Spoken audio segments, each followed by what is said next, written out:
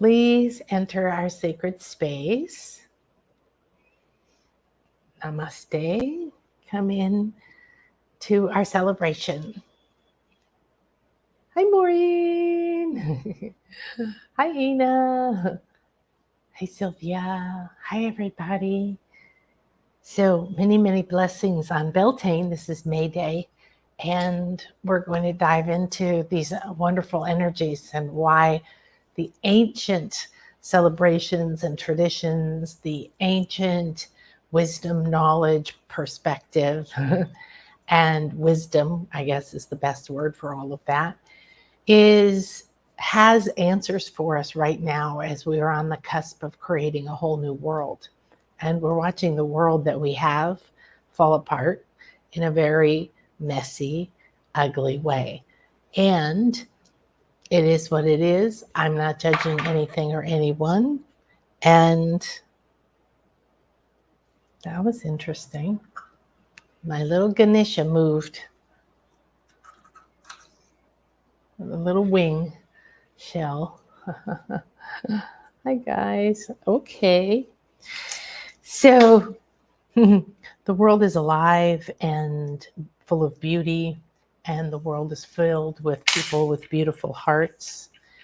And we are the ones that are going to hold the vibration of that, of the kind mind to ourselves first, because it's where the healing must happen, must begin. Not to mention that we are each the creator of our reality. So the grand awakening, hi Josie, that's right. It's snowing. It's snowing. I love that, Sylvia. Isn't that amazing? We're here in a place where, if you're in the southern hemisphere, you're in the opposite flow, yet it's still an important day. And of the first day of summer, and it's snowing. Wow, that's a really unique blessing. That feels like a really beautiful blessing for some reason, from White Buffalo Calf Woman. So some of you may or may not be familiar with her. She's a beautiful, she's not really a goddess. She was a prophetess, a prophet, and she carries the peace pipe. When they saw the first white buffalo be born, as it was not normal, it was the sign that she was returning. So we've been alive inside of that time. That means that we are also part of the rainbow tribe that has come back together to co-create a new reality. And we have an incredible opportunity right now. The more that we awaken to the truth of our multidimensional nature. So it can be a lot of fancy words and beautiful ceremonies, rituals, altars, and meditations and activations and all kinds of wonderful things. And the core of it, though, is who are you? Are you living authentically? Do you know the truth of who you are? The truth that you can and are meant to be aware of you right now. The truth of you is a vortex or a spiral, just like all movement is in a vortex or a spiral. And the sacred spiral was a beautiful symbol to many cultures, especially the Celt culture. They loved the symbols of the spiral and the spirals within spirals and spirals connected to spirals. Because the spiral is the goddess symbol, it's a symbol of the womb. It's the symbol of all people have a womb. We're talking about your energy body. All people are creators. Everything in form is a creator. From within, you are your reality. You're waking up to the reality that you've lived that maybe hasn't been the most pleasant reality. Maybe hasn't been the most successful reality. Maybe there's regrets or failures. Maybe there's current stress and fear of where you are and what will happen. Everything that's designed to keep you stressed, distracted, looking outside, feeding an addiction, scrolling through social media, Coke, whatever it is. I love coffee, but I love decaf coffee. So I love coffee for strange reasons. Whatever it is filling something. It's distracting you.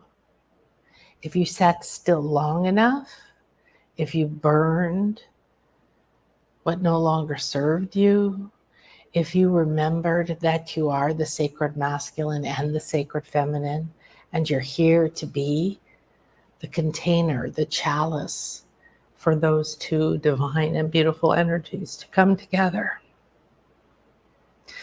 So we're in a very sacred space already. I've already created the temple and done lots of magic, and I'm fresh out of the ocean. So up here, Sylvia is bringing the energy, the essence, the medicine, the beauty of the being of our rainbow tribe of snow.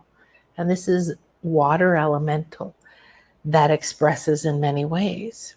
I've just been in the ocean, so I'm bringing the water, sea, salt, element, essence from this particular sea. And wherever you are not just a part of it, but you have created it. Sylvia has been the creator of the snow. I created working too long this morning, and so when I went out to swim, it was getting pretty windy. And it was not a surprise. And yet I did a pattern that I'm going to leave behind today in our ceremony, which is to keep going, and push it, and then cut my own time set aside for myself off. And so I was meant to go walking and swimming much earlier, but I also go with the flow. So often I feel if I'm in a flow of writing or creating something, I have to tell myself, you have an agenda that's trying to distract you, yet you're completely connected and in the flow for this particular task or this particular download. Is splitting your energy a good idea? Why not let go of the agenda?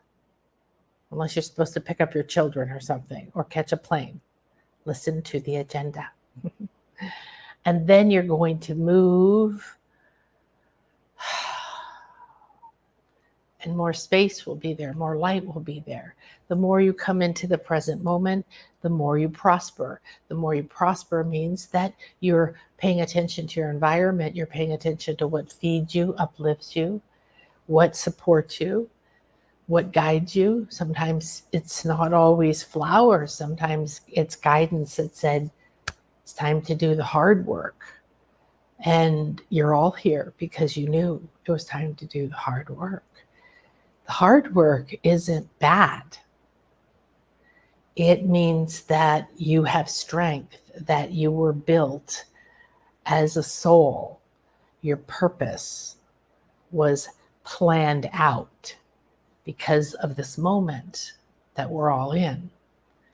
This is not a common occurrence when Mother Nature takes the brakes off of keeping evolution, keeping transformation, keeping awakening to a certain level. Now, the doors are opening. There are no barriers. You can go and expand very quickly to new levels of being, new levels of magic, to new levels of connection to your other lives that you went to, it's 12:12, that you went to sacred schools or wisdom schools in.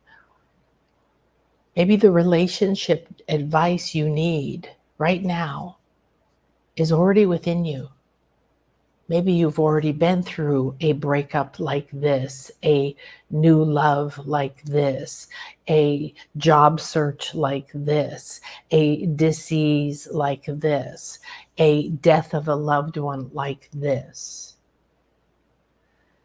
What you're going through is only unique from the perspective of who you are being right now. So we've gone through the new age where we begin to wake up and have concepts out of the darkness. I know I was stumbling around in the new age looking for books and reading Alice Bailey. Whoa, dude, that'll bend your mind. And it's phenomenal information, right? It was channeled information, but it was heavily coded information. Detailed, deep, dense spiritual truth brought through at a time. I don't know if it was the 40s or 50s or 20s, I think maybe it was the 20s. She channeled the Tibetan, and there's these volumes, enormous volumes with teeny tiny type that, I'm not sure I ever made it through all of them, but I was dedicated to find them. They were out of print. I collected them. I studied some of the main ones. And it was because there was so little available that decoded this ancient symbolism, because it was still a time when the forces of our fear that we might call darkness, but isn't true, because the yin is dark and the womb is dark and the sacred feminine is dark and half of the yin yang above below is dark. So dark and light are not evil, and dark evil and shadow is not evil. That's different. We are seeing evil manifesting now. We are seeing the manifestation of evil. If you're from a tradition that you were given creation stories or other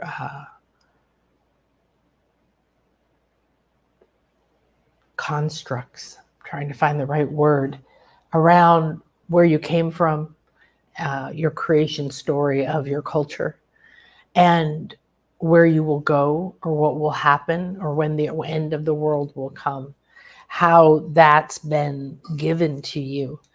But whatever that is, the underbelly of, I like to just call it ugly, because beauty is where power is, and ugly means the opposite of beauty. So, and beauty's in the eye of the beholder.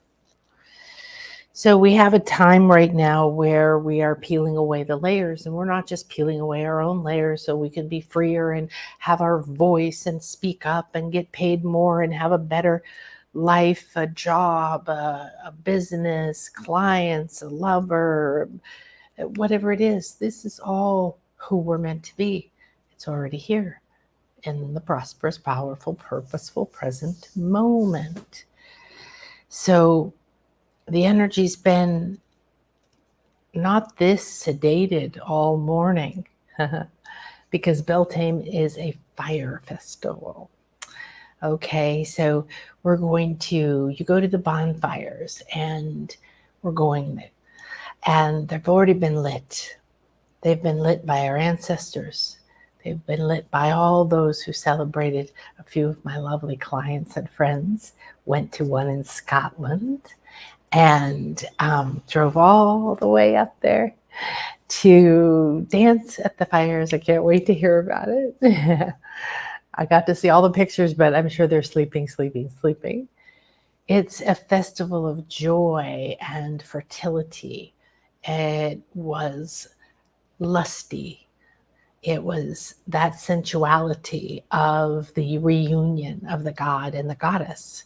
That is the embodiment for the Celtics, for the pagans, for the goddess cultures, for the shaman, the embodiment of the sacred masculine and the sacred feminine. So God and goddess is a title that doesn't denote a one God above all others, because this is a path of recognizing the rainbow tribe. What happens in the rainbow? Well, let's just expand it to be the full color spectrum, because there's colors beyond colors beyond colors that we can't see with this particular vehicle. So if all the colors are different, and then within each color there's variations, and there's hues, and there's shades, and I'm an artist and a designer by education, so you study art as a science and the color wheel.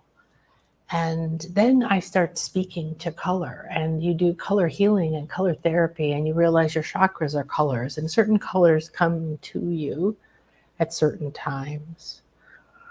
So if we're all part of the rainbow, but we're expressing differently, and perhaps we can go across the rainbow trying out being blue or indigo. Maybe we can focus on our crown chakra and bring more of that color in, and bring the Syrian wisdom that's blue and purple violet, and really surround yourself. I'm surrounded in blue. I have blue walls, 3 different colors in here. Upstairs, just accent walls. Outside, colored walls. I have the ocean, the pool, the waters. The walls are painted greens and blues, all different variations. A little bit of plants. Some pink flamingo statues for that pink, for that splash. Flowers sometimes. These are from my bougainvillea just outside the door, who called to me to ask to be a part of our altar today.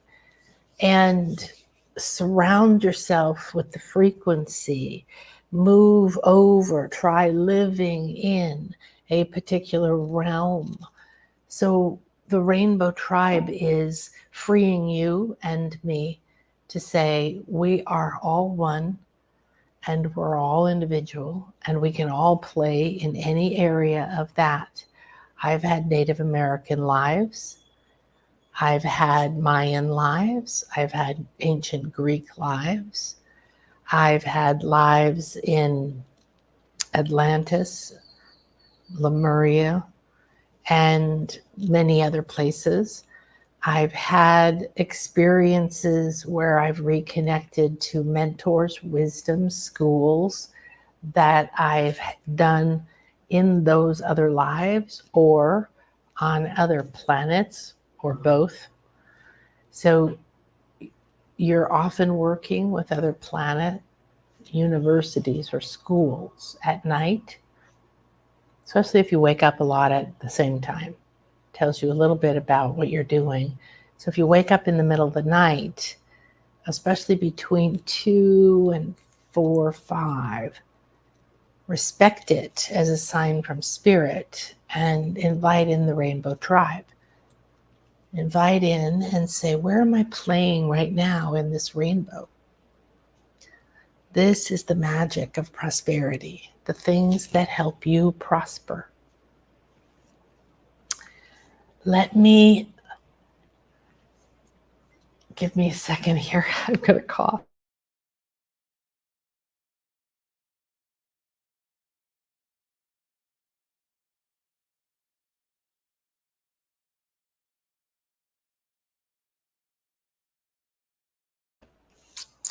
Wow, ladies. Hello. Hi, Lisa. So much energy tonight and today. Already love the rainbows and the idea of it. It's a really beautiful day. And I spent about 14 years in the world of the goddess. I raised my children in it. I went to the Festival of the Goddess every year.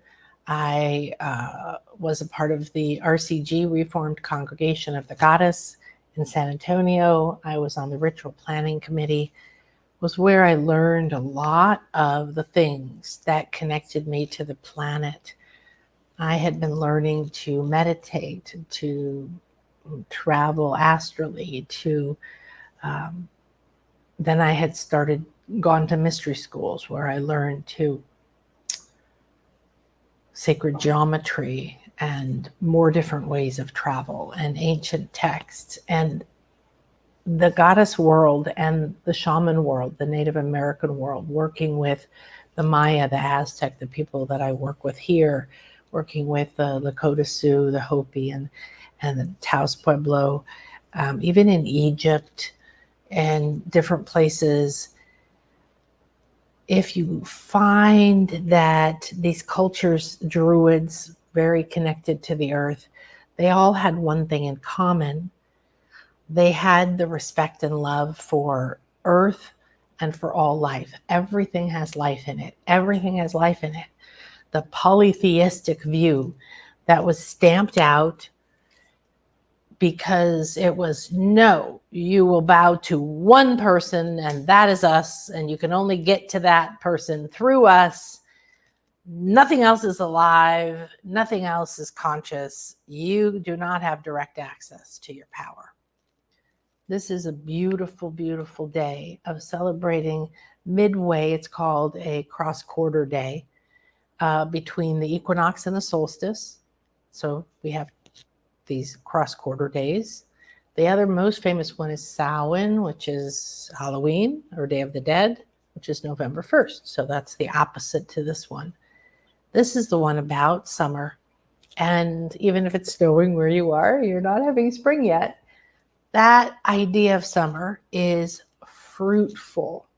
You're starting, things are green, things are flowering, things are even producing fruit already. You are out of school.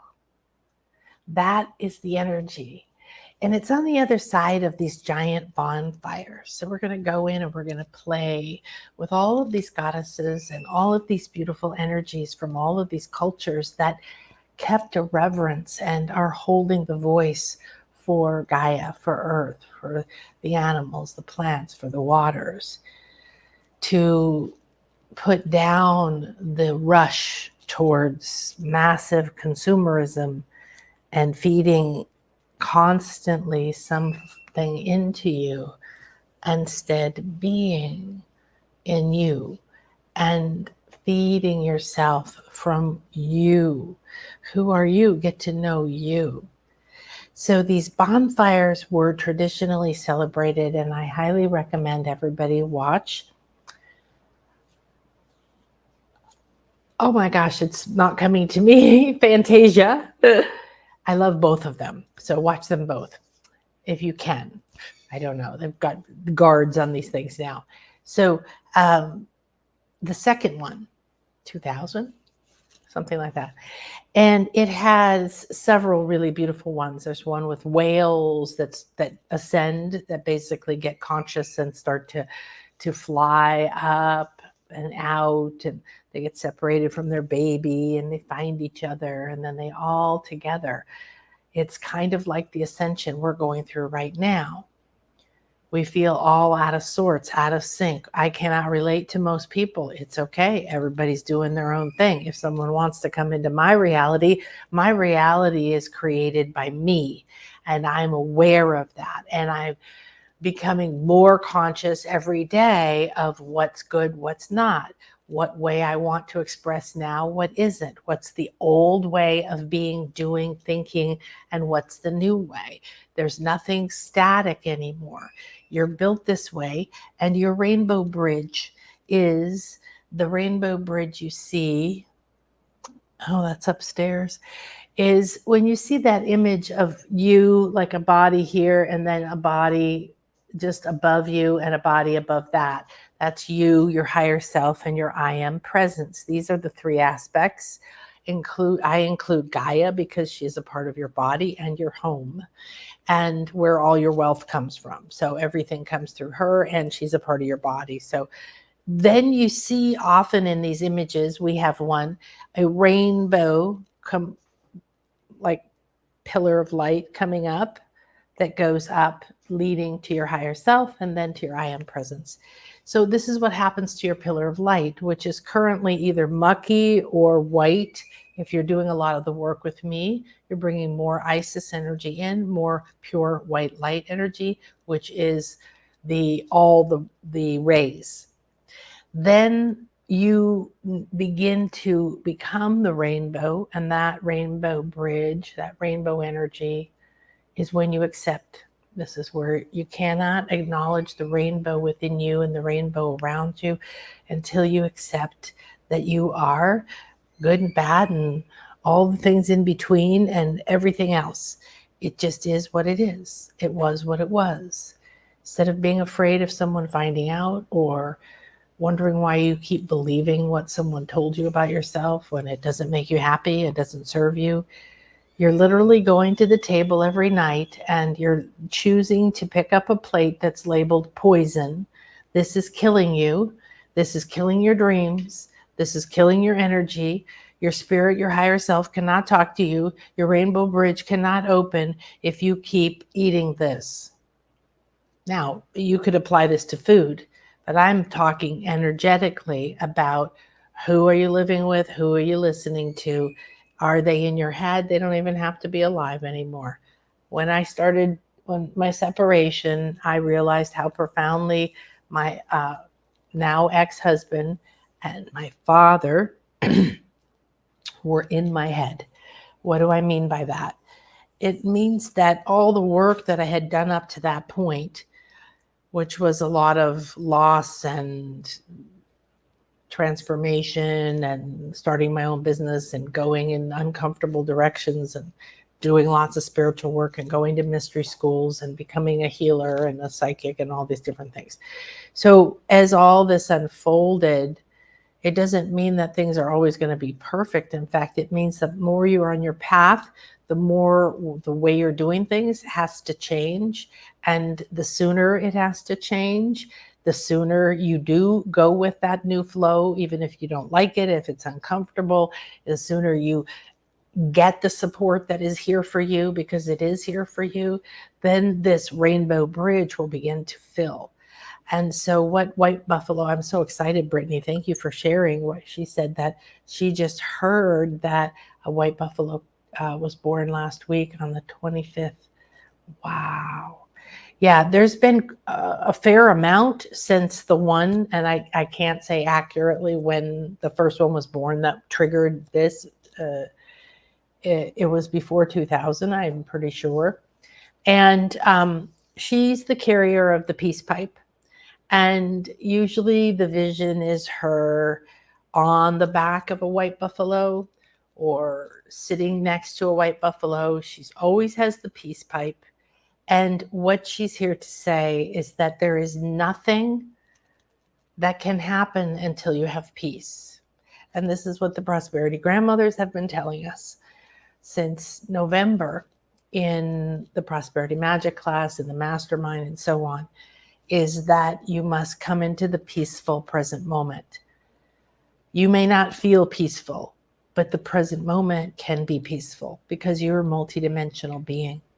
So the Rainbow Tribe is here to say, frequency, I'm ready to remember not just who I am as a puzzle piece in the tribe, but that I am a part of a tribe of people who are here for the greater good, that are willing to go through their own shit to become pure, to understand the different colors of the rainbow, and to co-create your own.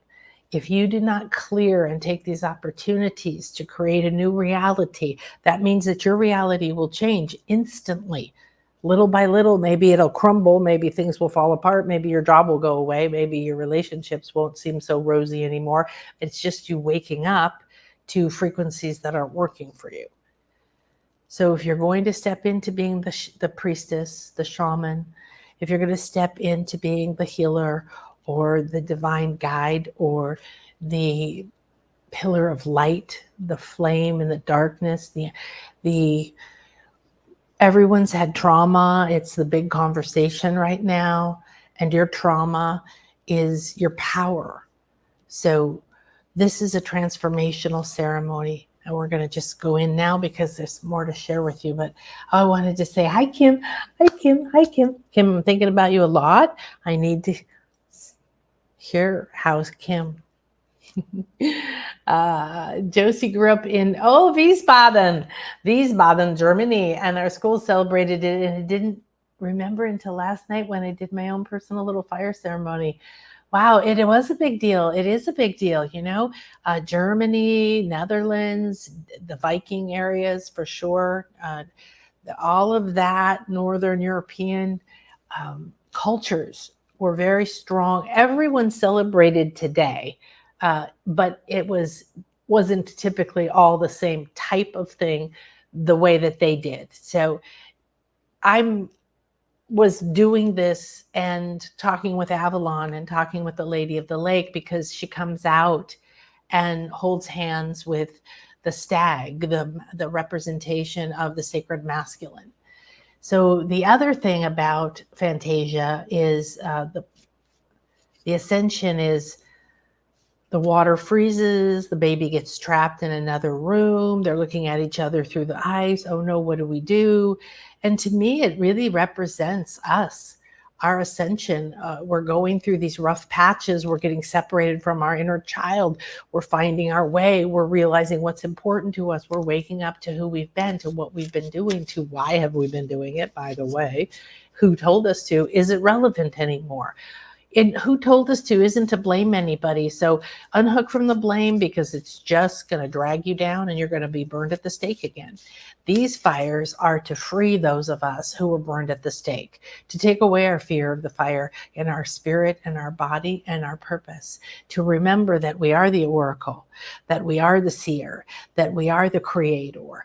And in Beltane, they would even put out their fires in their homes. There was usually a fire going all the time, right? A hearth in the olden times. And they would put it out, and then they would relight it from the Beltane fire or fires. They would bring home fire from the new fires and relight it. And this is like such a strong understanding of representation of energy, of honoring the essence of the elements of the fire, of the spring, of the divine, sacred, and feminine energies in everything. Instead of just going like, oh, the grass is growing again, going, oh, wow, Demeter is back.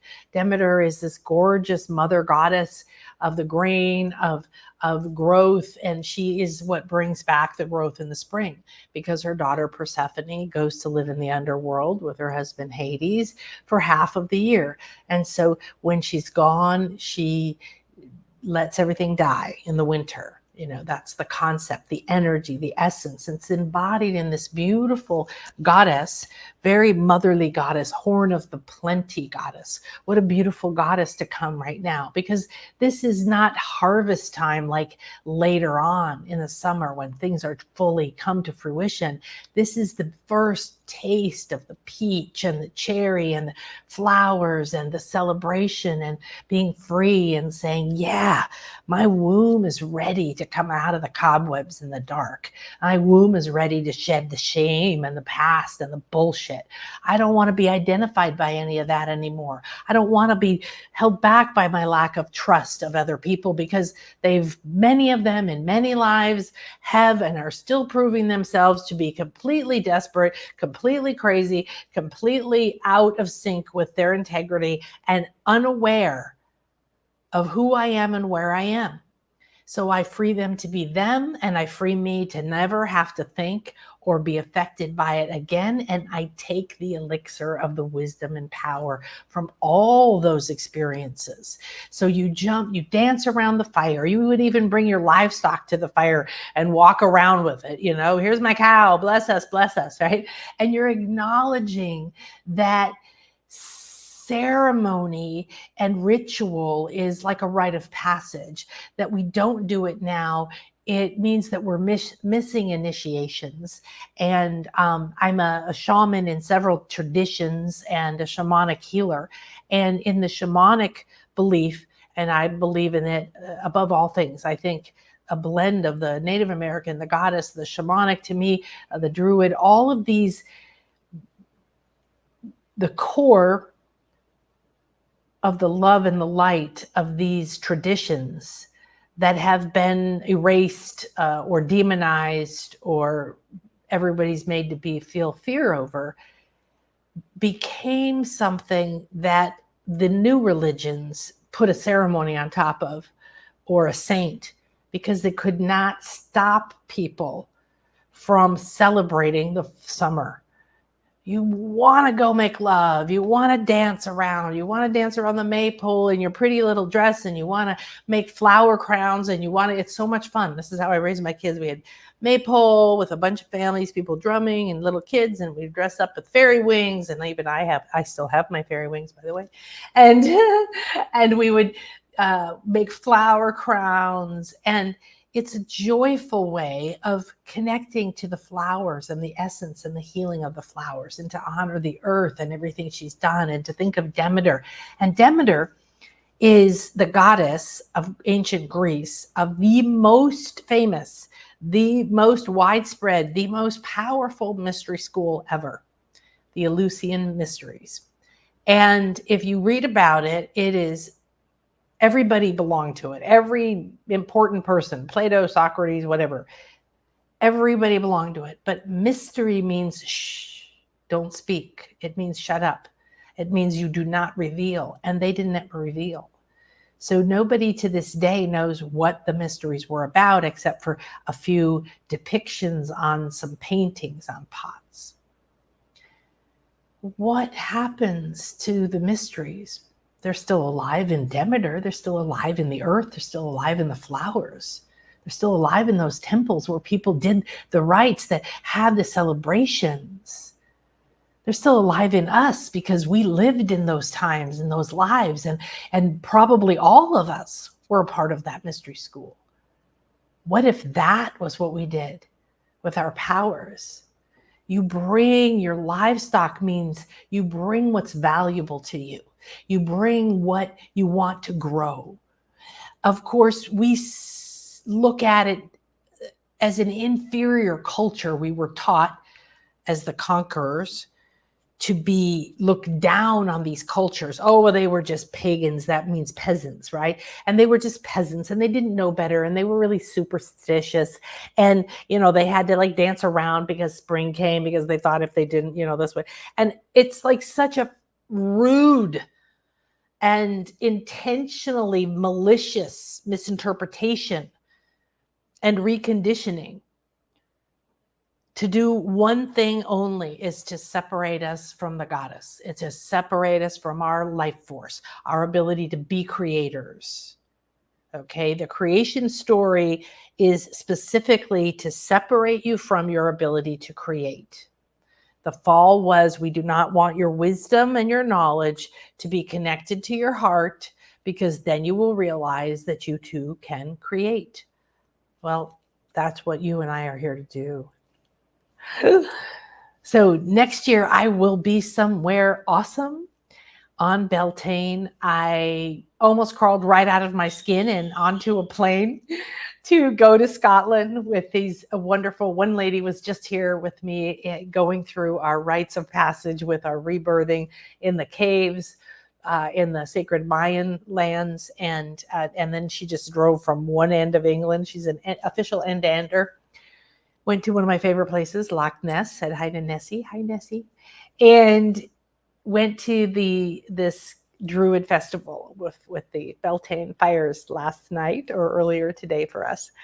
And it is always in my life, since I became a part of the goddess tradition, to honor these moments, to change the decor or the celebration, the flowers or the color, the symbols or the intent of the energies around me.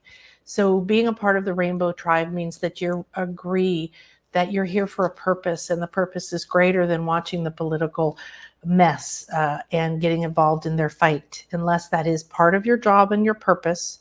And if it is, bless you 10 million times, okay? If it isn't, let it go. Let it run its course, because the best way for you to affect anything in a positive way is right here. And when we realize that we are one in La Ketch, Alakin, the Maya say, and that we are all of our relations, we are the Cherokee, and we are the Maya, and we are the ancient Peruvians, and we are the ancient Egyptians, and we are the Greeks, and we are the Canadians, and we are the people from Louisiana and California, and we are the people from the Ukraine, and we're the people from Bali and Australia and Afghanistan, and all across the world. The goddess has been this life force, the ability to bring life. Now we know it's within us. Let's see here, what else? It's so interesting that I was pregnant with Avalona. Oh God, I love your daughter's name. She was always wake me and move like crazy between 2 to 5 a.m. Ah, yes, you guys were doing some work together. Yes, definitely, definitely. I love all my little mastermind people here. Hello, Sephora. Hello, Firebird. How wonderful to have you here. What wonderful energies. Hello, Arietta. Ah, Dripping Springs, Texas, west of Austin. Well, I lived in Austin for 4 years. I lived in San Antonio for 12 years. And I guess it was 16 years. And that's where I was part of the Reformed Congregation of the Goddess, and also went to FOG. I don't know if they still do FOG, Festival of the Goddess. It's usually in September, but it was my children's favorite thing ever to do. We would go to a particular land, which they then couldn't go to the last few times. They were in different spots, but it was like a camping kind of festival with all women and children, girls, and dress ups, and people giving free workshops on everything from crystals to shamanism to yoga to body painting to ceremonies, and there was a sacred stone circle there, and there was a statue of Sekhmet brought over from Egypt, and it was freeing and beautiful and nurturing and loving and like stepping out of the world. Sephora, my heritage is Celtic and Druidic. One of my gods is a direct ancestor to a Druid high priest.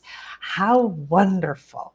Well, it's always been a big part, the most connected part for me. And what I've been learning, planning the trip, the retreats coming in October in Avalon and in Avebury, is that the Celtic bloodline was way bigger than we are led to believe.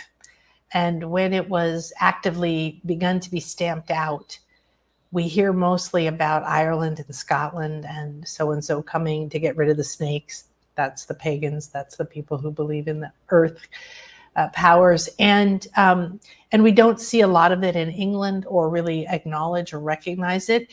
And I was talking to an expert that I've hired to come on our retreat with us. Oh my goodness, she's fascinating.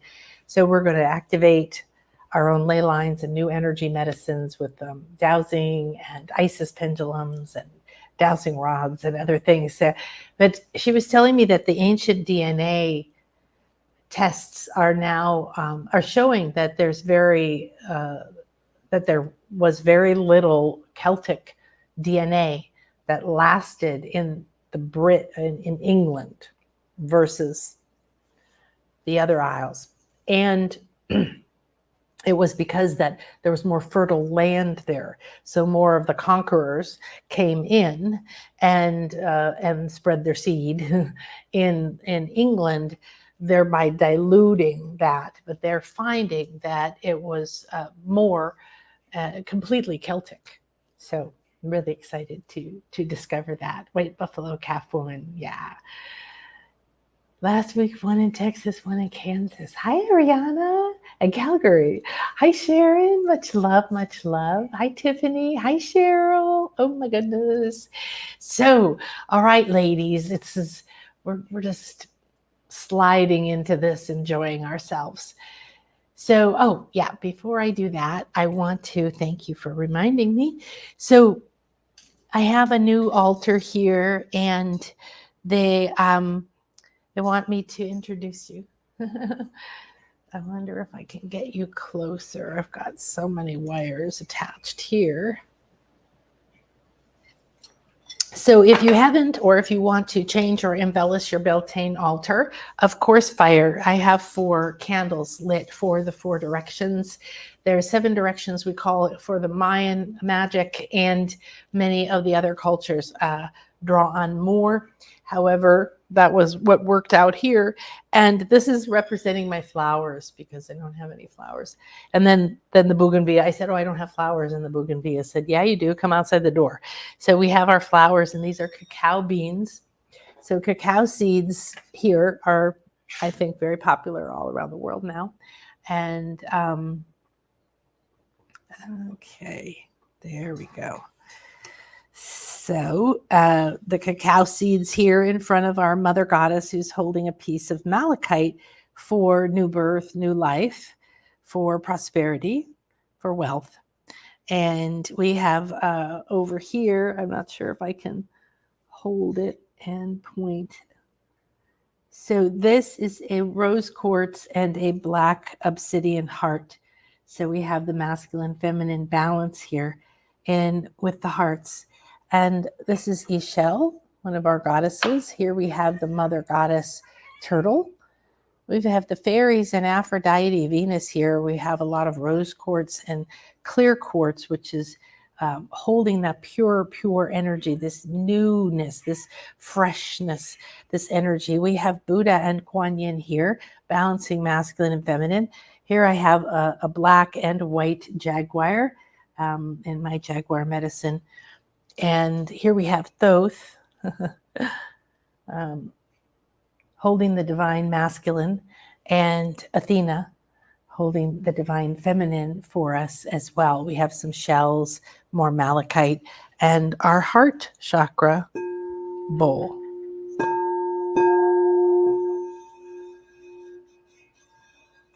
I put him over there, and he's probably in the way. So you can tune in. I got the fairies came down too. And this is a fairly new painting I have of my jaguar spirit guides. Okay. Now we're going to pull a card from the Mists of Avalon deck. So everyone here, you've entered this sacred space and you've been cleansed and welcomed, and we've all received this little message. And it's important to remember that we're not alone, and that we have a purpose, and that we're designed that way, and that the suffering or the fear, the pain in whatever way, mental, emotional, physical, is a birth pain. That's what they want to say. Okay, here. Well, this is interesting.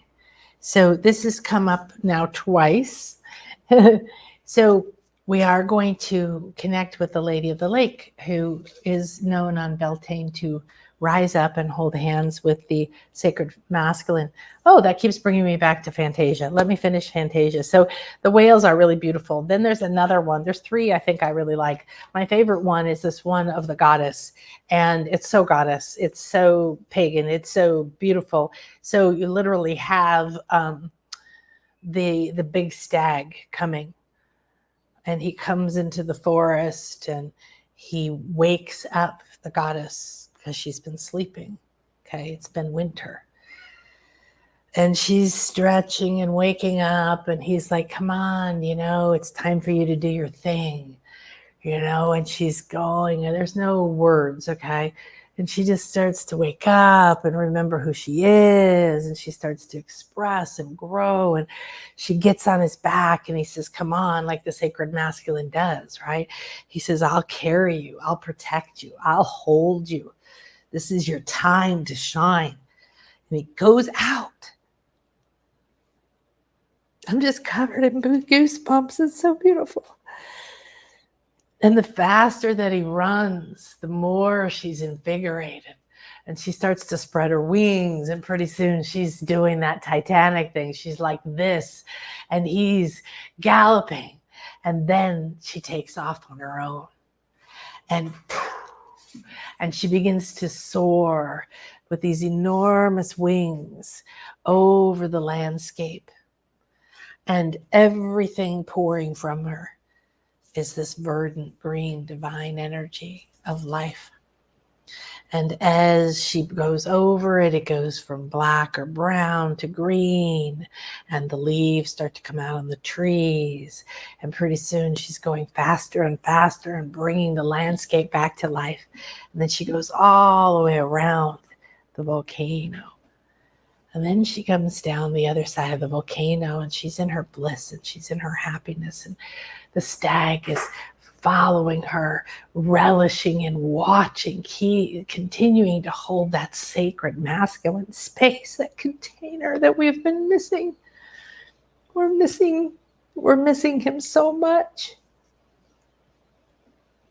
The goddess wants to come alive in us.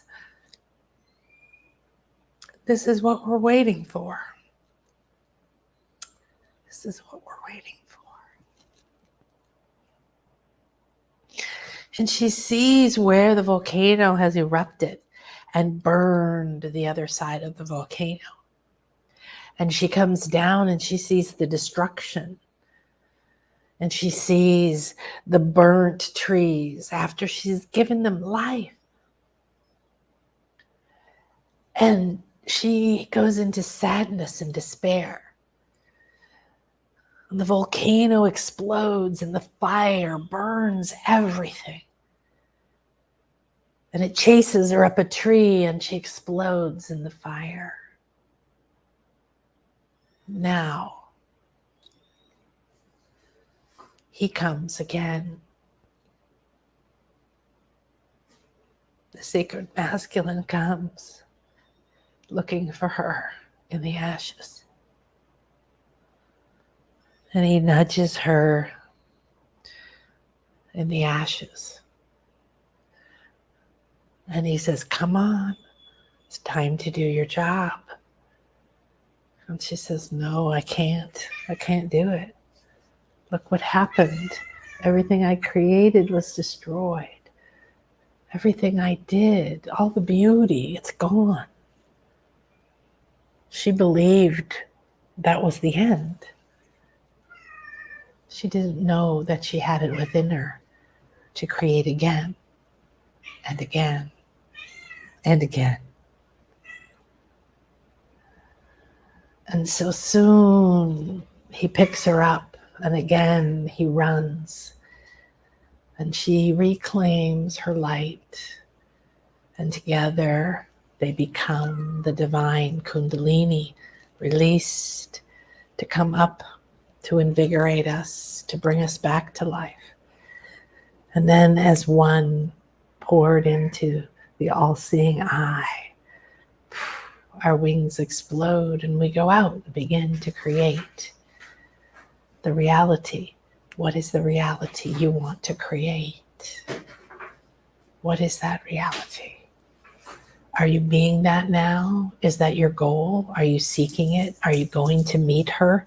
Or are you avoiding her, not thinking about her, feeling like you can't ever be here, so you don't even try? Who is that you if you were to rise from the ashes? Let's burn this shit down, man. I'm going to let my cat out. All right, my gorgeous beings. Yeah, me too, Brittany. Me too. Hi, Lucille. Yeah, it's, I know what I'm going to watch tonight. I'm very grateful I have it. I'm not sure you can get it anymore, unless you have Disney, maybe.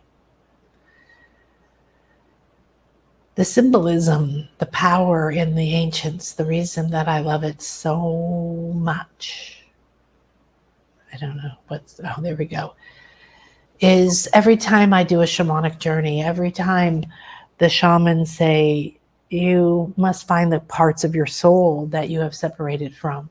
It matches what I experienced in my past lives. It matches the energies that I learned in the goddess world. Everything dies, everything is reborn. But from what is within you, from that which you were, is the food for that which you are ready to become. and we are the ones now. So this beautiful artwork is by my beloved. Thank you, Christopher. And Beltane isn't traditionally connected to angels. This was to me more a fiery goddess who's sprouted those wings and remembered who she is as she jumps over the fire and leaves behind everything, as she brings to the fire all of her possessions, all that is of value to her, and walks around, allows this purification to not only bless and heal and burn away, but to ignite the spirit of light. So this is what I'm doing tomorrow. Please come. This is what I'm doing on Friday. And this is what we're doing in October. All right, I'll share more about that on Friday. So I'm going to let my kitty out for a second, and I'm going to leave you with this beautiful image of the tour that Chris created for us in spring, summer, the blossoms. This is the Isle of Avalon. They've just had a beautiful celebration of Beltane. And I'll be right back as you enjoy this. Somewhere, here we go.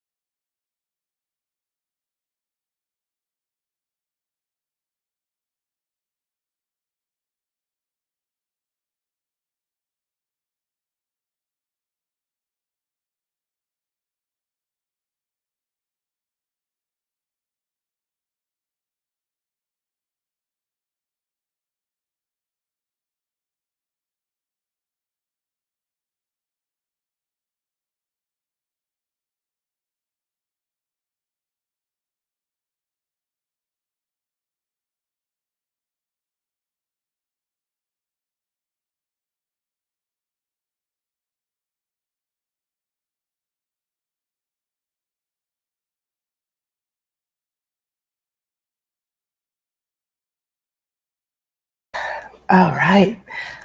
I feel very emotional.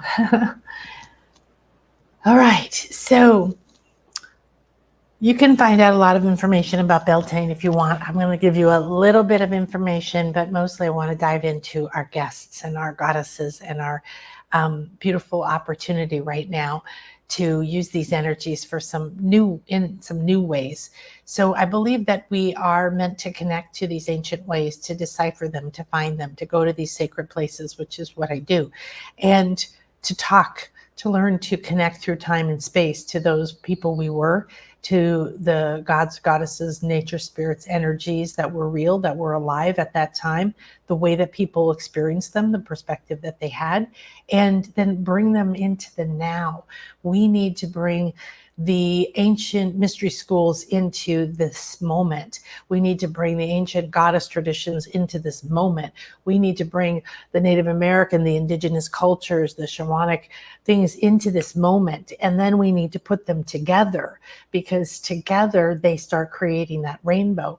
And the similarities strengthen us. The differences expand us. And there is a power that happens that cannot be separated, right? United we stand, divided we fall. So Beltane is very important. It's about all the fun things we talked about, and it's the beginning of summer. So this is really about the sacred masculine energies of creation, God and goddess coming together in sacred union or sacred marriage.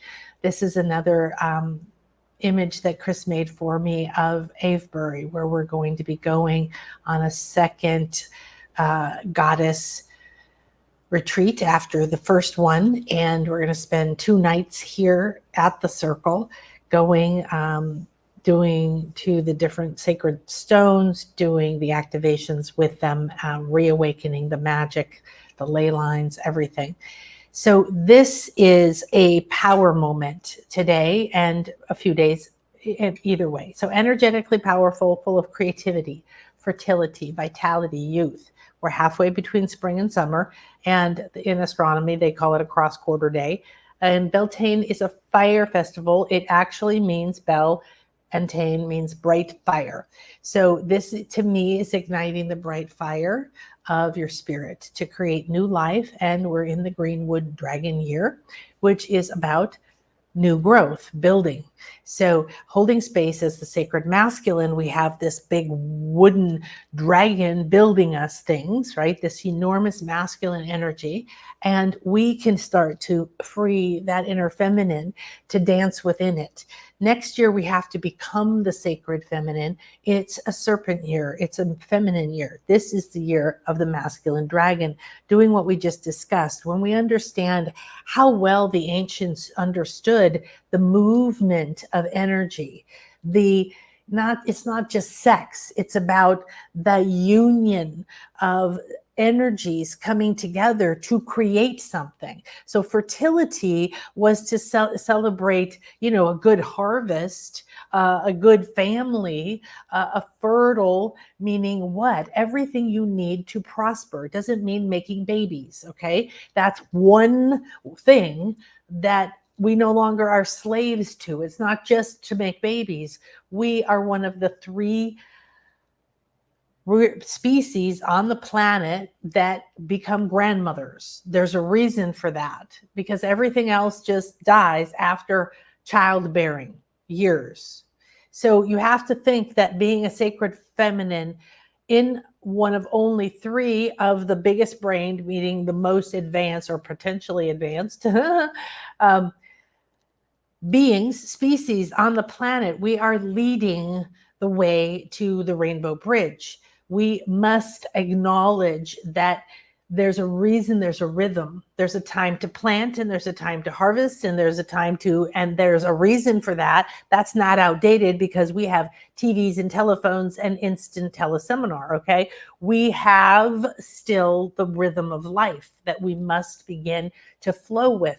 Then the goddess feeds us. The sacred feminine, the sacred masculine, both have been out of balance. They can only come back into balance through us.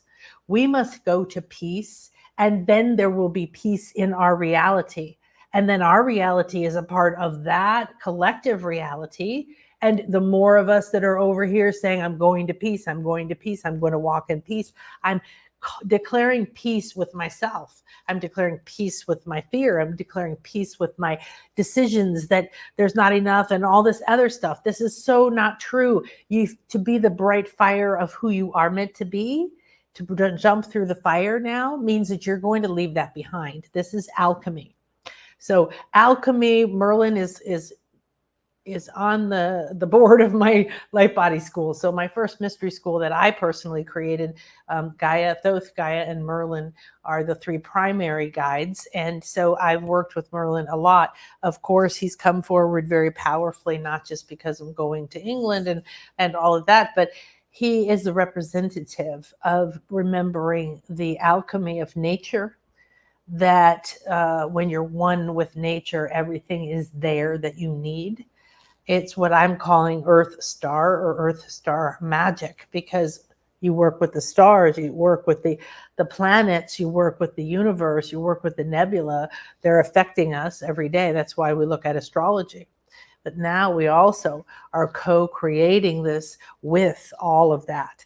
You have an important job. You can't waste any more time being small, playing the silly games that people are playing.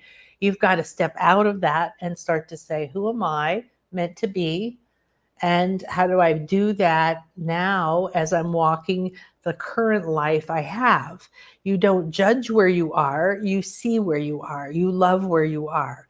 Now you come into the same rainbow flow with yourself, but from a higher state, knowing I am goddess, I am God, I am supported, I am balanced, I can be and have and do those things that my heart calls to, knowing that, in the reality of true magic that happens once you step on that path towards yourself and you move towards your bliss and you let the doors open and you let the magic happen, you're led, you're guided, and things you can't think of now are going to happen. So you don't want to plan too far out. So creating life from thought and the transformation of one form or state to another is alchemy. These are some photos I want to give credit to. The Chalice Well. The Chalice Well is a trust.org. I belong to it, and we have reserved sacred space, private access to the Chalice Well, to one of the sacred gardens for our group going in October. And it was one of my big goals when I found the spirit telling me to go here. So this was what they did yesterday. Yesterday is there's the maypole. This is the famous well that behind the flowers there has the Vesica Pisces, the sacred geometry. And this flower here they shared, I thought was just beautiful. You see, it's got the beautiful 5-star. It's a gorgeous, gorgeous symbol. So this is about fertility. We talked about that. Meltdowns happening. We've got fairies here, divine feminine messages. Green Man also came, if you're familiar with Green Man. So we have a lot of energies and entities that have wanted to come play because I've opened this to the rainbow tribe. That means to all cultures, not just Celtic or Mayan, not just Greek or Hindu. Got Lakshmi and Ganesha over here. They couldn't fit on the altar, but they're on that altar right there, holding that space for us as well. And Green Man is nature, right? So we see nature usually as Demeter or as the goddess. And this is our masculine polarity of it. Such a beautiful, beautiful energy. Thank you. So we're going to go deeper now in, and I've pulled this card twice, so I've given into it, the Abbey. And it's from the Mists of Avalon. And it says it's number 1. So interesting. There's a crescent moon over, and we will be here doing sacred ceremony and learning how to sense, feel, and douse the ley lines, the Michael lines and the Mary lines that are here, and the vortexes. It's going to be amazing. So it shows the Torah in the background. This is Glastonbury. And it says interconnectedness, purpose, shared blessings, and serenity. Okay, and serenity is nice because that's up near bliss. There's a little badger there. So this is what the Abbey looks like now. And see if you can see it, what's left of it. All right, the sacred grounds hold a lot of stories, a lot of energies. The chalice, the Holy Grail, King Arthur, Guinevere, and different things. But what's interesting is it's a sacred, ancient, pagan goddess place that then the Christians, of course, came and built a church on top of. However, we also have people before and people before and people before. So it is a vortex of divine energy, regardless of which faith, which culture. And we are here to release any of the pain of what was done to the different cultures. All of them received persecution. All of them were in some way often persecutors, because this says interconnectedness, shared blessings, in serenity and purpose. How divine. Okay, my soul is missing this masculine energy. I can feel how deeply the pain goes from his absence. A piece of her is missing. Right? I felt that so powerfully. And I don't feel like that's missing in my life currently. With Chris, we are like almost the perfect balance. We like to be together all the time. And there's just, I don't even know how to describe it. It wasn't something I thought was possible. It's 1313. But it was different. The feeling as I was remembering and telling and channeling that story and bringing the beautiful goddess and God back in together, this is what we are doing, is both of us. He can't go out and make the world come back to life. He can't create it on his own. So if you think of this beautiful stag out there, and he's like, I am half of that. Now, Gaia is different, right? Gaia is the primordial creator, the mother that created everything. First the elements and so on and so on, so on, so on, so on. And we use it also to talk about Earth Mother, but Mother Earth, the physicality of Mother Earth and her light body. Okay, she's got veins, she's got a body, she has a light body just like we do. And she's ascending along with us. But feeling that sense that he came to find me. He came back. It was like something that abandoned us, that sacred masculine abandoned and allowed or turned their back on, or was hidden or imprisoned or somehow separated, right? The same way the sacred feminine was. And as they were taken away from the consciousness of the planet, it was masculine and feminine. There was no sacredness left. And then it became about control and power. And the masculine is more powerful. The masculine is more direct. The masculine is more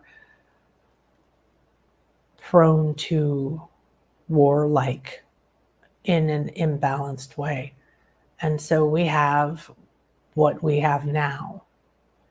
So what we're doing is actually reawakening the sacredness.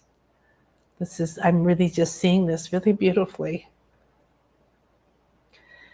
The sacredness in all life. And I say that all the time now. I don't want to do it if it's not sacred. I don't want to do it if it's not sacred. And it's true. Because if I'm in the present moment, every step I take is sacred. Every moment, every breath I take in, I'm taking in a breath that who else has breathed? That how long has that air been on the planet? What is it filled with? What energies does it have? What am I allowing it to do to me? Am I taking a half a breath? Am I breathing it in? Am I aware of the energy that's pouring through me 24/7, above and below, through my center of my light body? Am I consciously thanking it and taking from it, receiving it? Is the sacredness within me acknowledged? When I have that, then that is what will be in my environment. If I have peace, you don't have to be peace all the time. And if you are in an environment where you have to speak up, and you have to speak up in a way you've never spoke up before, or you have to step out of the paradigms that everyone else is living in your current reality, could be just within a job or within your entire paradigm because it's the way you were raised. when you shift realities and you begin to see and know another, you have a disconnect, and there is the time now for the masculine to come back and find us, the sacred to come back and find us, to find the sacred feminine within us and to make it safe again, to accept her, to allow her to rise. I look at how much I do this work, how long I've been following a weird woo-woo path, how many years it's been my business in one form or another, and how much I still hide in some way. I became a hypnotherapist. I thought it was the most powerful thing I could imagine. I combined it with the mystery school things I knew. I started to see things I'd never seen before. I started to do the shamanic work. All of these things started to come together, and I wanted to tell everyone. I wanted to share with the world, look, the answers are right here. They're in the energy. They're in ourselves. They're in our memories. We don't have to go running around to find something. We have to take that deep journey within. There is something happening that can't be stopped and yet can be helped. We can be a part of this. It doesn't mean we stop the wars. It doesn't mean that we spend time awake, judging and worrying, or even talking or gossiping or listening to people pontificate about who, what, where, when. We pay attention to the stream of light and information that is coming to us that is sacred. It may be hard. I read something this morning that did truly shift my energy. And if you don't know Patricia Robles Codes, I highly recommend that you look her up. She's what I would call an old world channel, a spiritualist perhaps, but I find her to be authentic, untainted, and a clear channel with the highest level of integrity possible as we are in bodies to bring through truth. She speaks in old language, long, lots of words to say something.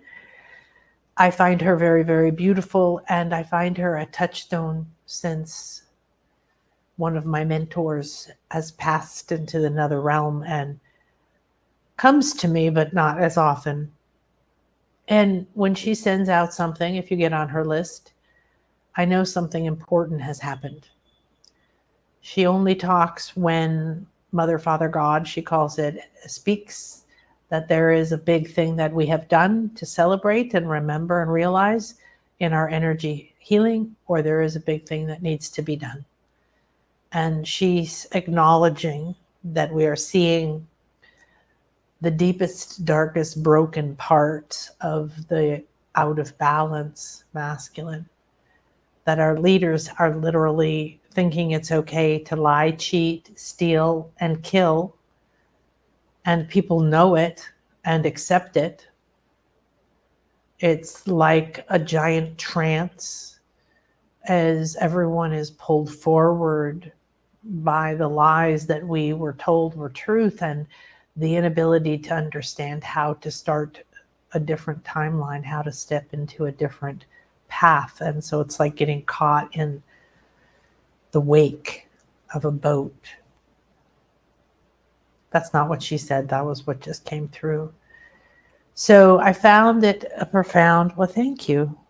Little bug flew by and caressed my cheek. Well, that was extremely unusual.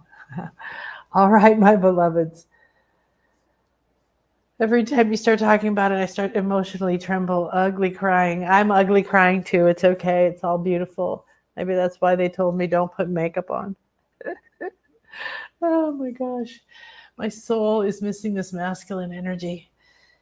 It's interesting because we've become afraid of the divine masculine because we see the um, the mirror, we see the opposite, right?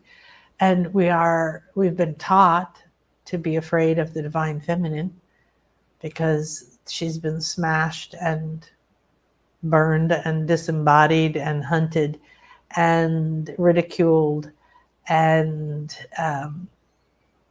demoted and owned and all of that. So it's an interesting bind that we're in, and this is where magic comes in. You know, the ancient people who worked with the elements, they understood that the stars were elements as well. I live right here. That right out there where I was swimming today is where the meteor landed that killed the dinosaurs.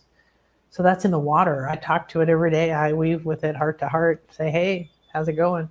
It's in the land. It brought up elements from deep in the earth that melted into the land and formed all these underground caves, over 300-400 miles of them here. And we go into those sacred waters. So the energies from those elements are beyond belief. They're extraterrestrial and star seed and earth and ancient and everything. All right, serenity, purpose, interconnectedness, and shared blessings. So I still do admit to having a little bit of resistance to some stuff that seems too religious. And in going back to Avalon, going with a sacred circle, I only have room for 12. So sign up. Contact me if you know me. And Friday I will be sharing how to do all of that. And I've had to accept that this is the crossroads for many cultures, the Druids and the pagans, the goddesses, the people who are into Templar, Knights, the Chalice, the Holy Grail, King Arthur, Guinevere, Lady of the Lake, Mists of Avalon, Merlin, and the Druids. I don't know if I said them. And even people even more ancient, the long-headed people who grew their crown chakra, so they grew their heads long and were then murdered by the other people. It's been happening. The land has the history of all of those cultures, and the same thing here. I see things built on top of things, and I am especially interested in the ancient things. It feels more pure to me, but every part of it has ability to harm and to heal. Remember, as you remember your powers, as you step into this sacred circle, that as ye harm none, do as you will. That as ye remember who you are, you hurt no one, and you do not have to hurt anyone, including yourself, in order to be free, to be healthy, happy, prosperous. This is your natural state. Hi, Marnie. Recovering. Oh, well, good for you. Perfect time to leave that behind as we jump over. All right, so let's find something to look at here. All right, we're going to go in. I got to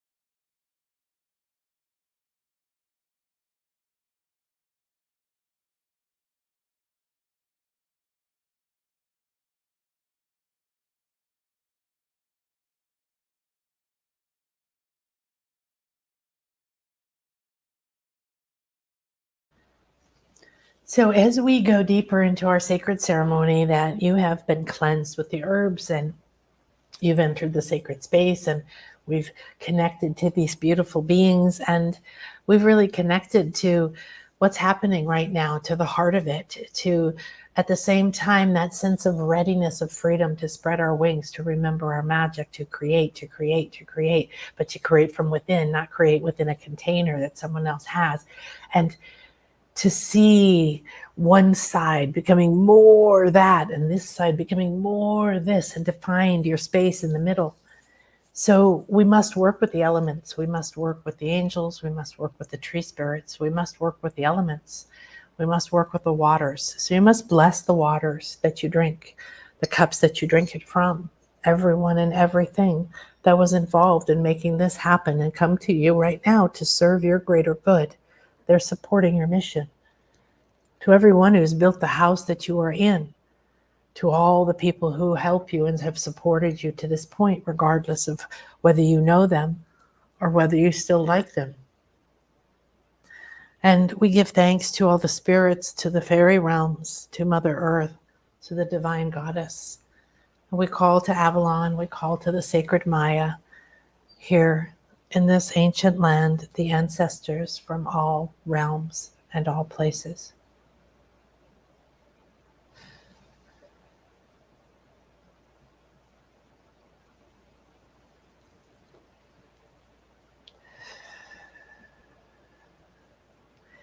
So breathe deeply.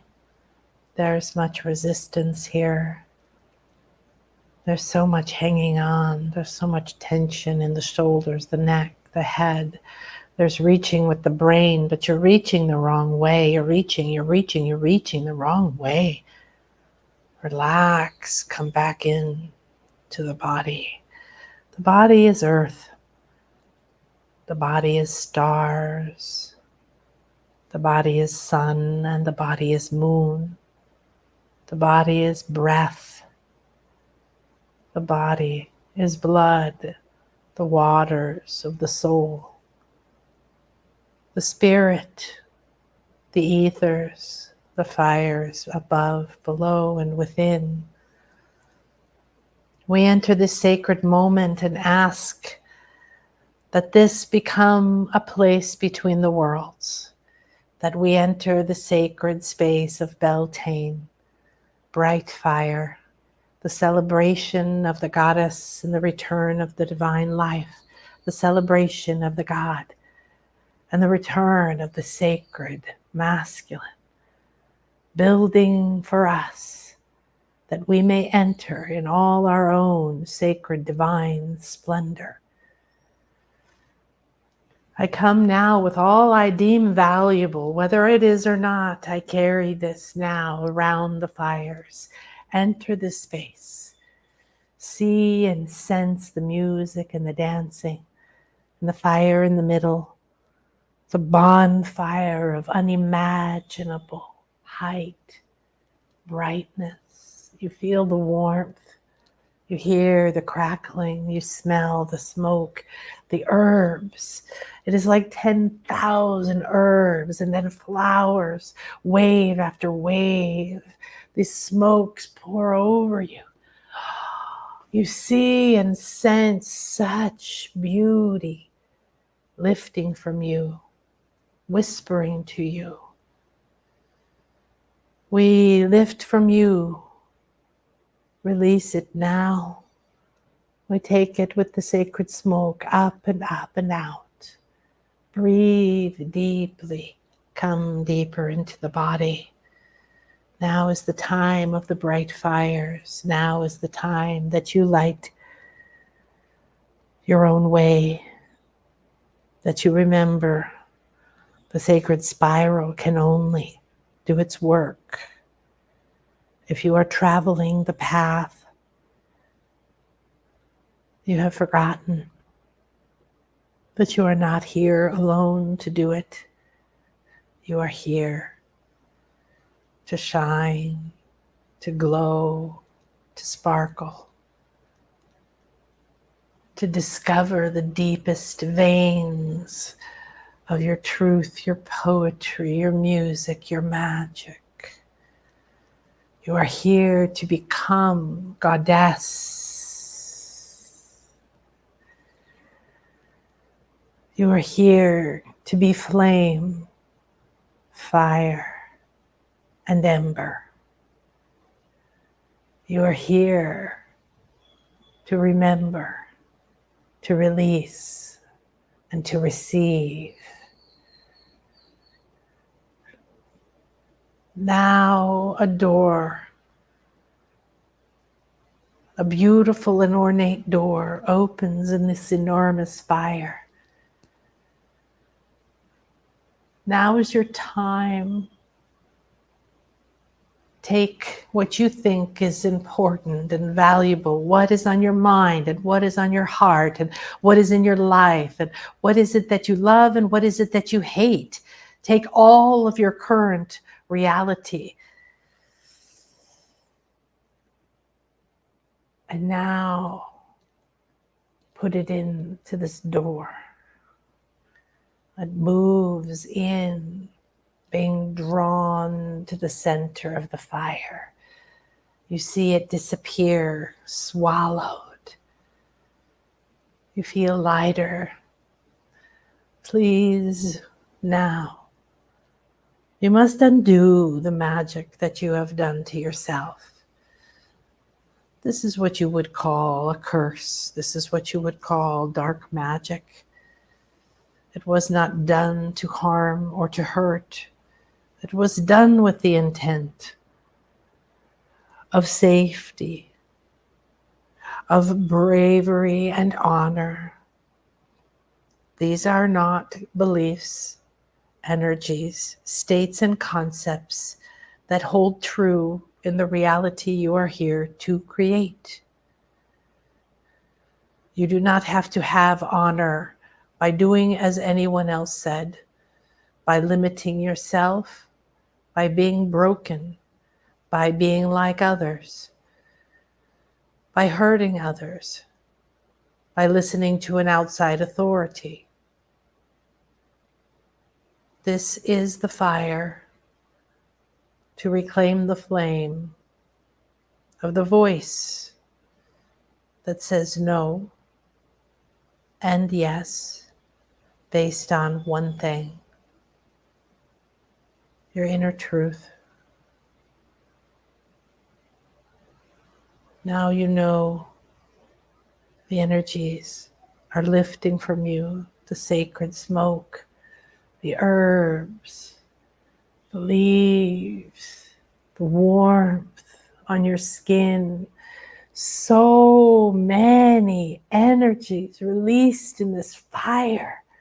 Light, sound, heat, smells. Now you walk 3 times counterclockwise around the fire.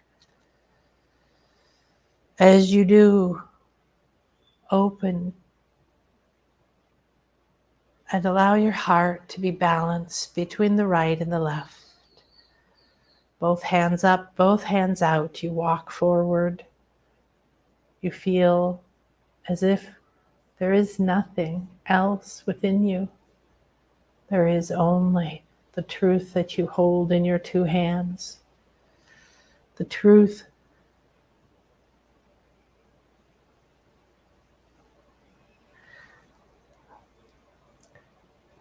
the masculine, the feminine, the God, the goddess, the yin, the yang. This is the sacred union, the sacred marriage. This is the day that they reunite. They reunite cleansed by the fire. When you come around on your 3rd time, your fire is extinguished. The fire of Beltane grows bigger. You now see it is made from all of the sacred flames. In front of you is a silver flame. An enormous portal opens like a nautilus shell, a spiral stairway, a pearlescent light. Flowing light from the goddess is here. Your fire of the old ways is extinguished. Step out of who you were. Enter now, enter now, enter now.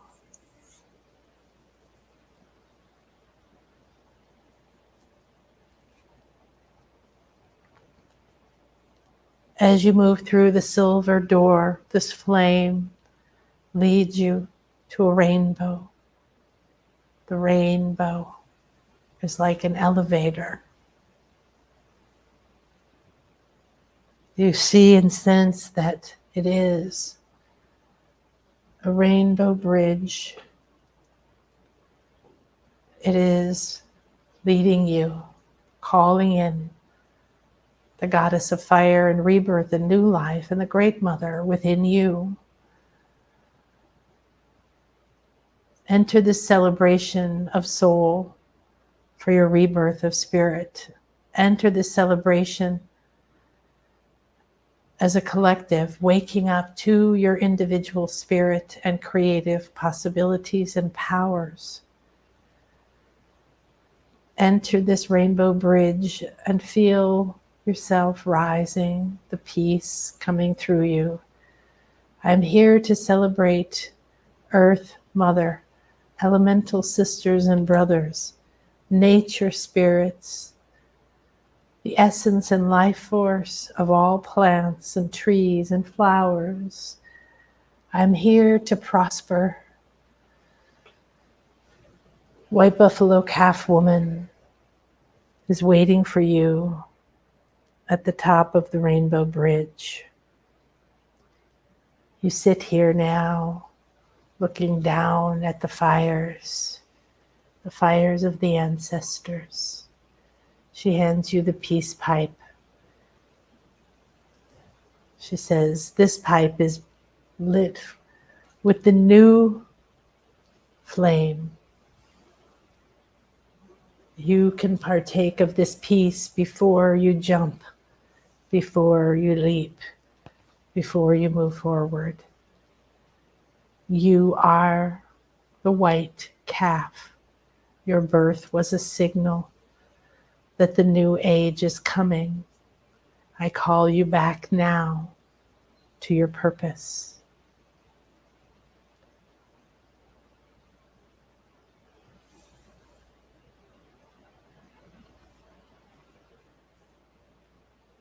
Burn the old. Celebrate your freedom. We will dance with the nature spirits. Gaia will awaken your dormant fertility of your soul purpose. Your kundalini, your original soul blueprint, the rising of your personal power is within this fire. You breathe in from that fire in this peace pipe, and it transports you down the rainbow bridge, down into your sacral. Down here, the Kundalini Dragon Empress welcomes you to the fires of your truth.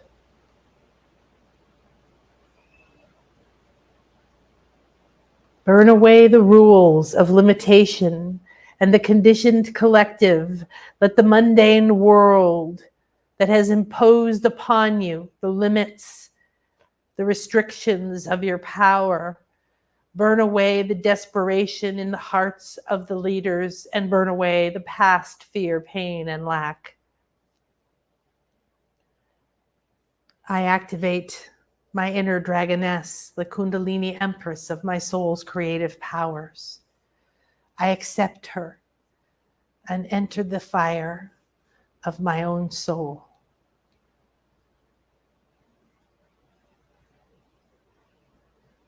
Now you see that there is a new door opening. There are fields and fields of flowers, yellow flowers for as far as you can see. There are ribbons of colors. You see yourself, Demeter, Persephone, and all of the goddesses dancing in the fields of flowers. Crowns of flowers upon their crown, long ribbons blowing in the wind. You step out and Demeter puts a beautiful crown of flowers on your head. Persephone takes your hand. She says, I too have just returned from the underworld. I too am so delighted. Summer is here. I've returned. I can play in the light. I can enjoy the sun. I can create with all this abundance. Let's play. Let's dance. Let's embody the fullness of who we are until it is time to sleep again. Dance and skip and sing, holding her hand. Your inner child joins you, the magical child. The wounded child has laid down her sword and she is ready to jump the fire. The magical child has come and said, I know where you're going. I'll show you where to meet me. Bridget, triple goddess of fire. Ceridwen, cauldron of life. My powerful Celtic sisters and brothers, the blood, the land, the magic, the spirals, the wisdom within me, the land within my bones, within my belly. Bridget, goddess of fire, goddess of white flowers, goddess of deep emotional waters, goddess of this moment, the blossoming, the acknowledgement, the reunion with all three of me. We are one, we are connected, we are one, we are one, we are one. Bridget comes as the triple goddess. She is on fire. The triple spiral floats above her head. She embraces you.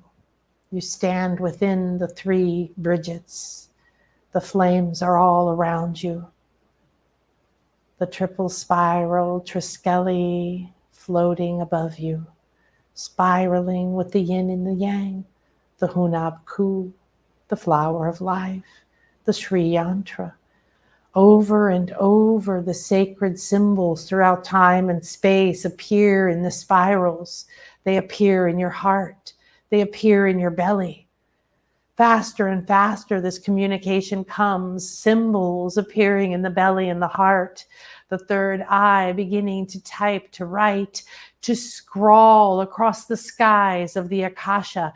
A new story begins, the old story honored and revered, yet dead.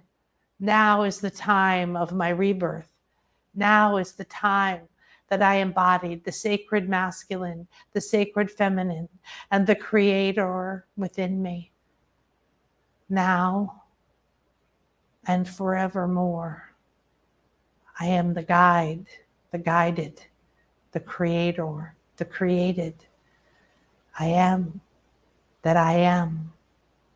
I am the consciousness that I am, and I'm ready to embody and meet the I am that lives in the world of peace, serenity, bliss and prosperity, magic and joy, acceptance and dancing, joyful, honoring revelations and connections to all the sacred life.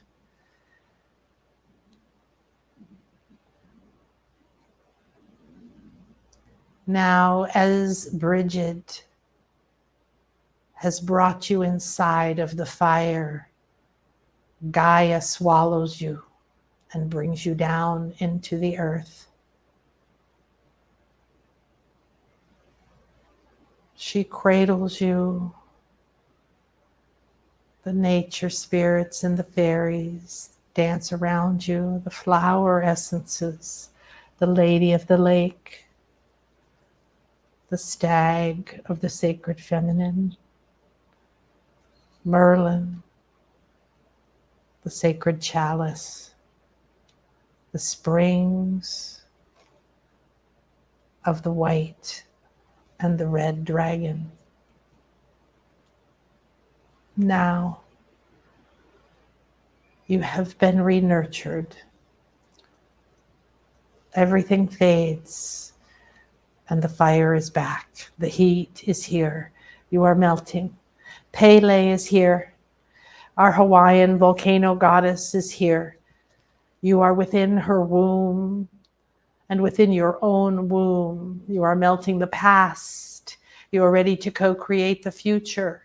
All of your ancestors and lineages, all the beauty and peace, all the power that is part of creating rebirth is here, deep within you. You feel Pele strong and beautiful, honoring all of the states of her ability to create, to end and destroy, to uncreate and reclaim, to melt, to be reborn from the ashes, to melt all things. There is nothing that can resist. You are Pele. Now everything is melted within you. And you call to Gaia, to all of our divine guides, to the winds and the breath, to fan the flames of your spirit, to boil hotter and hotter and hotter. Now is the time to jump the fire. Now is the time to free yourself from hiding in the volcano, to let it blow, to let it go. And 3, and 2, and 1. Flying and soaring, the red and white dragon are winding around you, continuously weaving the next moment, taking from you the command to create. You explode. You are light, you are sound, you are lightning, you are smoke, you are land, you are lava. You are every aspect of fire. You are the creator and the created. You flow down and create your new world, your new light. And you feel the rainbow again on you, blessing you. Ishel is here, the ancient beloved Mayan jaguar goddess, the goddess of women and healing, childbirth and fertility, the goddess of the rainbow, the moon, and abundance. She shines down and pours down onto you, to your new earth, to your new creation, to your new potential, to your new reality, a never-ending stream of divine rainbow light. She is a divine goddess pillar of the rainbow tribe. You've entered another portal. You've gone through a fire doorway. You've leaped the flames of Beltane, and you are now being nourished to lead the new life and bloom in new beauty. Aho. Feel the rabbit of abundance in your lap, the serpent of divine vision and transformation in your crown, the triple moon rising above your soul star, the divine spiral within your belly, the magical child, the purity, the fertility, abundance, and enlightenment of the moon medicine that Ishel gifts you on this sacred Beltane day. Brings the softness and purity of your true magical powers. And so it is. Receive and breathe in. Relax and release. Spread it out and return to the sacred moment. as you feel ready, as you feel called. Namaste, everyone. Cheryl says the sacred masculine is also awakening. I'm experiencing it firsthand with my love. Yes, huge shift over the past 8 weeks. Woo, woo, woo. Cheryl was in the Prosperity Magic class. Cheryl is a certified light weaver and went through my entire light body school, so she's very familiar with Merlin. And huge, magical, huge celebration today for me and my love. So much has shifted. Namaste. Big hugs to your love. Big hugs to everyone here. Thank you for being a part of this community in this circle. Thank you for observing these sacred moments. Please observe your life as a sacred moment every minute, every day, every step. Namaste. May this circle be open yet unbroken. We give thanks to the goddess, to the dragon, to Merlin and Lady of the Lake, to White Buffalo Calf Woman and all those who've gathered here, to ourselves, and to this moment, this fresh moment that we've been gifted with. Take this into your hands and hold it like a treasure. There's nothing more precious than the gift of this new moment. What will you do with it? What will you fill it with? Thank you, thank you, thank you. The Galactic Goddess is here and awakened within you.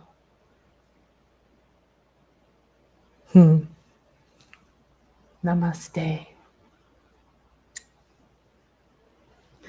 So remember to join me tomorrow. And not sure I know what time it's at.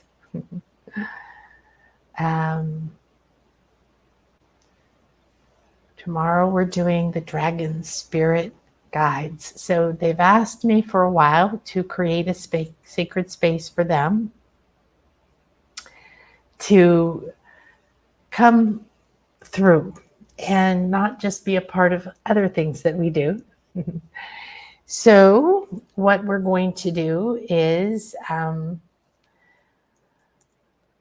seeing if I can find my channel, then we'll know what time it's at. If you're on my list, nanakasha.com, please do that. You'll get a reminder, of course. And there we go. And if you subscribe right now, if you're here or you're watching this later, you can, I think I found it. Here we go. So you will get a notification, and I'm so slow today. I just have to accept it. It's just like this very slow pace. It feels kind of delicious. All right, Dragon Spirit, Prosperity Medicine was what they originally told me to say. And so there's different kinds of medicine, different kinds of messages that want to come through from the Dragon Spirit realm. Because of the Dragon Year, of course, and because that we are reawakening our Kundalini. So it doesn't say, oh, okay. Well, let's do this. I do have a little more info. Then on Friday, I do want to take us into the Mists of Avalon. And the Mists of Avalon is where I've been going for the last couple months, deeper and deeper into different aspects of it, different memories of it, and putting together this incredible experience that will be for 12 people who want to walk a very special magical path and awaken certain powers within themselves, have sacred ceremony in these places, and learn how to make sacred waters and sense energies in every place so you know where to do your optimal things. So tomorrow is going to be about going deeper into the magic, power, creativity, and energy of the green wood dragon. The veil is very thin. Intuition and powers are waking up. So that's part of what this is for them to help I don't know what they're going to say. So it's going to be a series of calls. And of course, you'll be able to, to get the replay as soon as it's done tomorrow. And then this is a year of great prosperity and opportunity. And people tend to get narrow blinders on about the idea of prosperity. Like, oh, that means I'm going to make a lot of money. Well, maybe your prosperity is in losing a job so that you're free to go look for something else that then helps you thrive and gives you time off and helps you work in an environment you love and discover new powers and learn new things. Prosperity is not your limited idea of what it is. Opportunities are going to come up. They're not all ideal in every moment. Opportunities can come up that you take that are meant for short term, and sometimes you convert those to longer term. It depends on the doorways you go through every single day. You are changing your next moment reality. So the energy is so big, so powerful that you might be overwhelmed with opportunities. And there's also a lot of things that are happening around that. So that is going to be tomorrow at 1 p.m. Central. No, 1 p.m., 2 p.m. Central, 1 p.m. my time. Okay. And then on Friday at 1 p.m. Central. So 2 p.m. Central tomorrow, 1 p.m. Central, we're going to go to the mists of Avalon, learn about what the other world is, really tap deeper into this mystical magic of the Celts, of the goddess, of all the other parts of this place that we talked about, the chalice and the Magdalene and the Mary. Archangel Michael is heavily present here, and you all know me. He's one of my very important guides.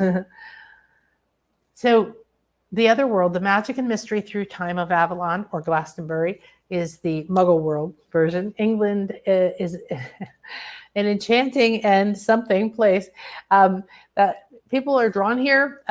So we're going to enter into the energies, the mysteries that have been coming back to me, that have been weaving a path to put together this opportunity for us.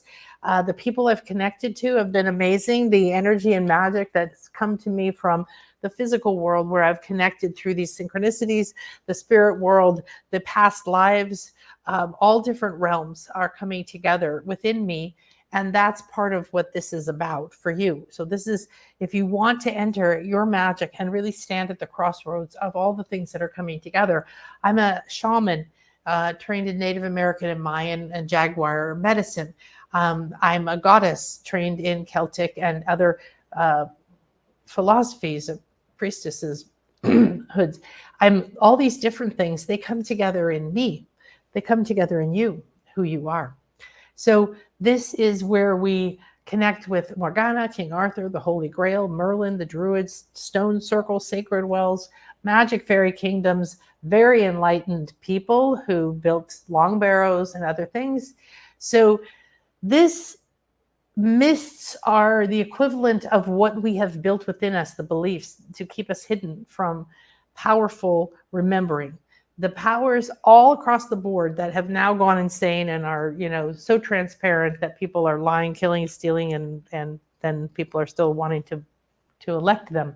And so it's gone from needing to hide your spiritual purpose for survival, physical survival, and other reasons, to remembering it, to remembering your spiritual purpose, remembering your psychic senses, reconnecting to the elementals, magic, earth, wisdom, feeling all of this flowing through you, and then being afraid to do it, not being around people who support it, being around people who maybe think it's the devil or think that it's evil or think that, you're a bad person, who are breaking your vows to some tradition that they think you should uphold because you're coming into your power. So this is across the board, collective, personal, everything, okay? Join me, and we're going to enter the Isle of Avalon, and we're also going to have the red and white dragons, which are ley lines and springs and wells, elemental energies of all kinds. Waken the mystical in your blood and the mystery of your soul. Okay, good to go. Namaste, my loves. You're so welcome. Procrastination decoding. That's awesome. Decode, decode, decode. Woo, woo, woo, woo, woo, woo, woo. I love it. Okay, everybody, I will see you again. Happy Beltane. Happy May Day. Happy rebirth. Happy reconnecting to your fertility and your ability to create, and go channel some of that creative energy into something beautiful.